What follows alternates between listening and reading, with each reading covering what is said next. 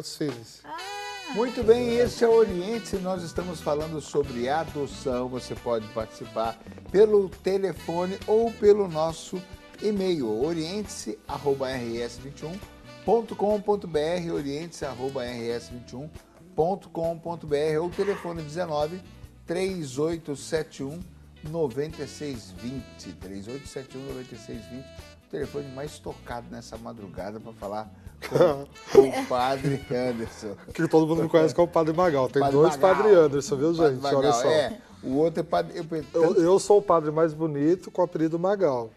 Ah, tá certo, tá certo. É verdade, o povo da madrugada fala. Padre, o senhor é o mais bonito desse momento, só tem o senhor. Tá certo. É isso mesmo.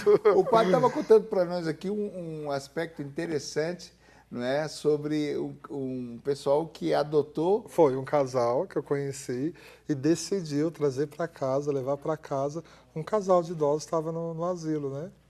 Que os famílias não iam lá visitar. E falei assim, não, vamos decidir. Aí entraram em contato, aí eu não sei o processo na lei, como que é esse processo. Só sei que eles cuidam desse casal de idosos. Achei fantástico. E até mesmo na saúde do casal de idosos melhorou assim 100%. Então eles acompanham, levam para shopping, vão passear, viajam com eles, tudo. Eles determinaram isso, né? Vamos Já não fazer. tinham os pais? Não. Eles tinham, mas moram longe, né? Moram em outro país, parece, se eu não me engano. Estão aqui no Brasil. Aí eles decidiram e tá na casa deles. Eu fui visitar, fui jantar, achei fantástico a história. Não sei ao certo o processo, como que foi. Eles só falaram, foi uma paixão. Eles foram visitar, começaram a conversar e falaram assim, vamos para casa. Vamos morar lá em casa. A casa é bem grande, fizeram quarto para eles, tudo. Achei fantástico. É, bonito, tá vendo? Formas de amar, né? Formas de amar. Agora, eu queria, Amália, que você desse assim para quem está em casa, então, agora, nos ajude. Quem gostaria de adotar? Você já falou um pouquinho sobre isso, mas só assim, em linhas gerais, para a gente ter como se fosse os passos principais. O casal tem que ter união estável. Quais são as condições que a Vara da Infância e da Juventude exige para que você adote alguém? Condições mínimas necessárias. Bom, você falou com relação a casal, não há necessidade de ser um casal, pode ser um homem, uma mulher. Se for um casal, pode ser casado, pode ter união estável, pode estar morando junto, não tem nada que contraindique. Quem está pensando em adoção, primeiramente tem que amadurecer essa ideia. Se é um casal, é fundamental que seja compartilhado com o casal. Não pode ser a decisão e o desejo de um só. Às vezes pode até ter que começar com um, mas aquilo ser uma coisa dos dois, né? É importante também que essa pessoa sinta-se motivada para isso, que pense bem, reflita bem, por causa daquilo, né? Uma coisa que é para a vida toda. Decidido isso, a pessoa deve procurar o fórum da sua cidade, telefona para a Vara da Infância, para o fórum da sua cidade, e ela vai ser convidada a participar de uma reunião, e nessa reunião ela vai saber de tudo como funciona a adoção no nosso país, o que ela precisa fazer para se inscrever, quais os documentos que ela vai ter que apresentar. A pessoa pode encaminhar uma criança, ela quer adotar, ou então nem pensava nisso, mas no bairro tem uma vizinha que ela conhece, que ficou grávida e não tem condições, e vai dar a criança e ela fica penalizada, tem compaixão por aquela criança e conhece a menina e ela já se oferece para adotar, mas gostaria que fosse daquela situação que é conhecida dela. Pode acontecer situações assim? Não é permitido por lei. Não é. Isso aí, antigamente, teve um tempo que era possível, a chamada entrega direta, né? Ela não é permitida por lei. A entrega direta, ela só é possível quando acontece entre familiares. Então, vamos dizer, uma moça, ela tem um bebê, ela não vai ficar, e ela entrega para a irmã dela, para a tia dela, porque aí tem a questão consanguínea, né? E ela não precisa ter nenhuma condição extraordinária, ela simplesmente não quer parente. ficar, acha que não tem condição de criar aquela Sim. criança e quer passar para uma irmã, ela pode. Isso. Então, é aquilo, né? Que quando a pessoa vai fazer... Mas mesmo assim, ela faz a entrega em juízo e aquela pessoa da família já entra com o pedido de guarda para futura adoção. Aí pode ser feito Mas direto. isso dentro da família unicamente. Caso contrário, não é permitido por lei, é ilegal. Há muitos casos também de netos que acabam sendo criados pelos avós. Na família, a filha trabalha em outra cidade, a maior parte do tempo a mãe que cria, e isso vai meio que naturalmente.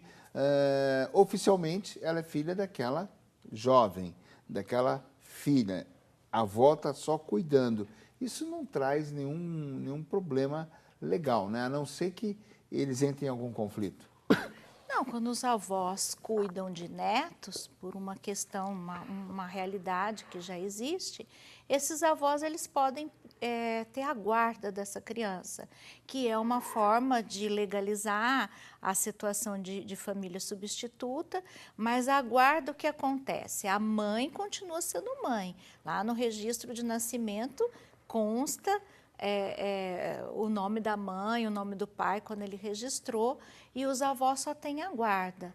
A guarda, ele é um documento que pode ser, ele é temporário, ele pode ser revogado. Então, vamos dizer, a avó tem a guarda hoje por uma necessidade. Amanhã, essa mãe reassume, cancela-se a guarda. E avós nunca adotam netos, porque já, mesmo na falta dos pais, eles não adotam. Ah, ou fica só com uma guarda. Sim.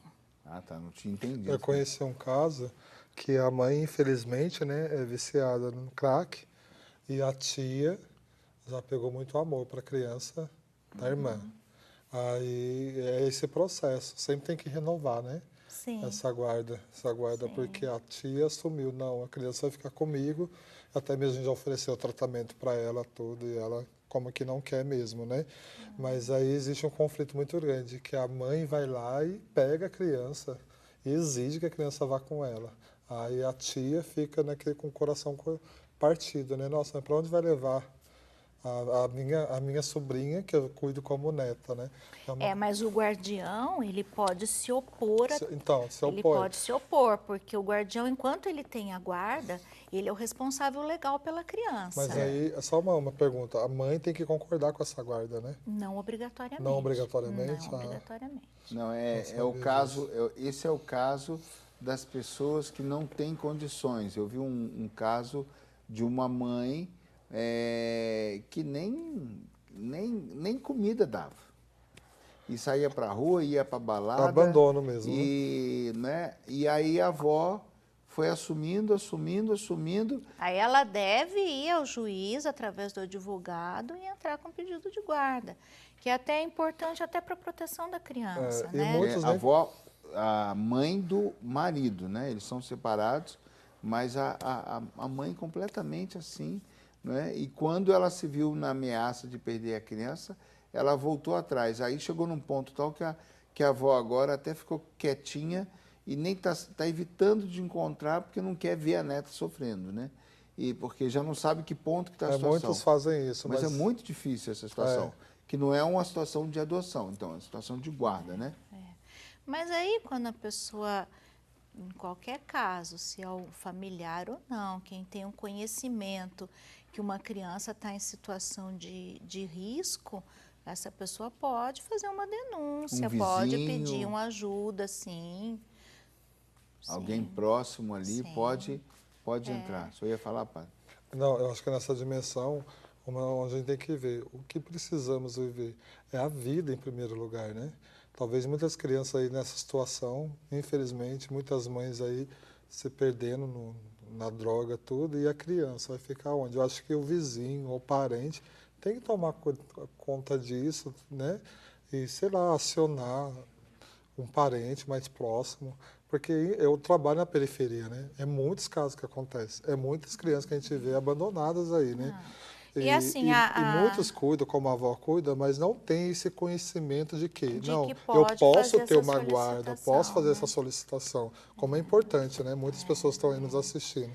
Tem gente que não tem esse conhecimento, até mesmo nem vão. E que fica até com receio de... Fica com receio, né? Aí tem medo, mas se eu for, o juiz me tirar a criança, tirar o meu devolver neto, para a mãe que não tem devolver condição. para a mãe que não tem condição, aí a avó ou a tia acaba cuidando da situação. E a ali mãe, na surdina, né? Os pais, eles têm o poder familiar sobre a criança, eles não são donos da criança, a criança não é propriedade dos pais, né? Então, e esse poder familiar, ele confere aos pais, assim, alguns direitos, mas, antes de tudo, os deveres. Dever de cuidar, de proteger. E nós temos que pensar o seguinte, que a criança, ela é um cidadão de direitos, isso a lei diz, e ela está em fase peculiar de desenvolvimento. E é dever de todos, não é só dever da família. Assim como a família não é só... Ela é cuidadora da criança, mas a criança não pode ser um objeto, propriedade dessa família. E quando a lei diz que a obrigação é da sociedade, do Estado e também da família, então uma pessoa que conhece uma situação, ela pode tomar uma providência nesse sentido. O foco da infância da vara da juventude é o direito da criança? Sim. É o direito da criança. E por que você, psicóloga e não advogada, cuidando disso? Uma curiosidade. É questão de vocação, eu acho aí, né? Não, parece que é vocação, porque deveria ser, se é uma infância da vara da juventude, o negócio da lei, deveria ser uma juíza, uma advogada e uma psicóloga. Não, o juiz, uma pessoa para ser juiz, ele fez um curso de direito. E o juiz e o promotor, que também fez curso de direito, eles que são responsáveis pela lei nesse sentido. Ah, tá. Agora, o psicólogo, o assistente social, que vão trabalhar dentro do âmbito do jurídico, precisa conhecer a lei, porque ele até vai indicar muitas vezes para o juiz, que é quem vai fazer a determinação, por exemplo, quem decide se uma criança vai para a guarda da avó ou se fica com a mãe. A decisão última é do juiz, mas quem faz as indicações muitas vezes para o juiz é o profissional que faz a escuta, que vai conhecer. Então, por que precisa ser muitas vezes um assistente social e um psicólogo? Que é porque eles que vão fazer o estudo do caso, que vão ter essa proximidade, que vão procurar conhecer a necessidade da criança, fazer até uma projeção para o futuro. Então, assim, o objetivo do trabalho é relacionado com isso, mas eu sou uma psicóloga, então o meu referencial é o da psicologia, os procedimentos são da psicologia. Por isso que eu não sou, para trabalhar nisso não seria, entendeu? Aí você é aquela pessoa que cuida da situação como um todo, né? Exatamente. E não necessariamente só com a decisão. Qual é o aconselhamento, ou a indicação, ou a parte educativa que a vara da infância e da juventude faz para a sociedade? Existe esse o foco? O foco é que as pessoas levem as crianças que não querem, não tenham receio de procurar, que se encaminhem para a doação, ou o foco é mais na linha do respeito pela criança, pelo cuidado da criança? Qual é porque sempre se faz uma campanha disso e daquilo. Se a infância da vara da juventude fosse fazer a campanha principal, qual é o foco principal dela? Porque ela tem um papel de monitora da situação, ok, mas ela deve ter uma convocação oficial. Sociedade, vamos lidar com essa situação dessa forma. Qual é a indicação, assim, para ficar bem claro o papel da infância da vara da juventude? O papel da vara da infância e da juventude dentro do sistema de garantias de direitos da criança está no eixo da proteção. Então, e toda vez que há necessidade de uma medida jurídica para uma criança, um adolescente, essa medida jurídica é pelo juiz da infância. Então, quem trabalha, né, como eu, dentro da vara da infância, vai estar trabalhando nessas situações. Então não é somente a adoção. Não é. São todas as questões que há necessidade de uma medida jurídica, quer seja de proteção, de família substituta, ela é resolvida dentro da vara da infância. Até mesmo né? os pais separados que precisam A separação, quando existe separação e as pessoas precisam decidir as questões com relação aos filhos, essa decisão é feita com o juiz das varas de família. Mas nas varas de família, quando há necessidade de um estudo, também é remetido para a infância, porque a equipe da infância que faz, né? A equipe da infância cuida, por exemplo, da violência contra a criança que é maltratada, esses casos que a gente vê na mídia, também com a infância da vara da juventude. Imediatamente já recolhe as crianças, né? Você está falando do acolhimento institucional, né?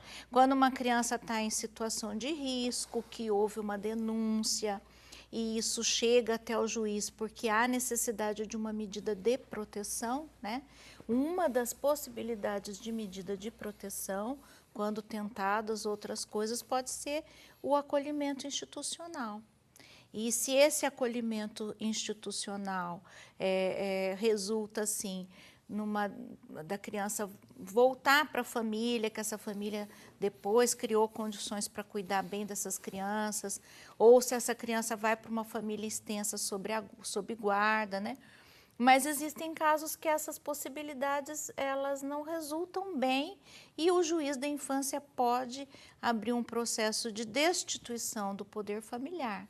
Então, aí, quando os pais dessas crianças são destituídos pelo juiz por uma situação assim, de negligência, de violência, que a criança estaria em risco com eles, as crianças também ficam em condições de ser adotadas. Então, aí também vamos procurar famílias para elas. As crianças que estão à espera de serem adotadas residem aonde?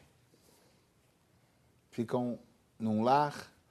Nas casas de acolhimento. Tem casas de acolhimento? Tem casas de acolhimento, existem em Campinas também famílias de apoio e casas lares. O que são famílias de apoio?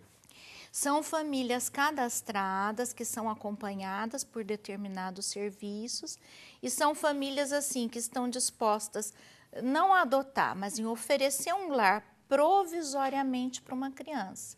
Interessante. Então, essa criança pode voltar para a família de origem ou, se elas forem destituídas, elas vão para adoção. Então, essa família, ela cuida dessa criança provisoriamente, um período com essa clareza que às vezes até é difícil, né? Mas ela se propõe a isso. A família que quer adotar não entra nesse serviço, ela se cadastra para adoção. Mas são famílias que se propõem a isso, a fazer esse trabalho. E elas chegam a pegar várias crianças? Acabou um período com uma criança, tem necessidade de outra criança e traz outra criança para essa família? Se ela continua no programa, sim. Que interessante. Um tipo de missão, padre. Não deixa de ser uma missão, não.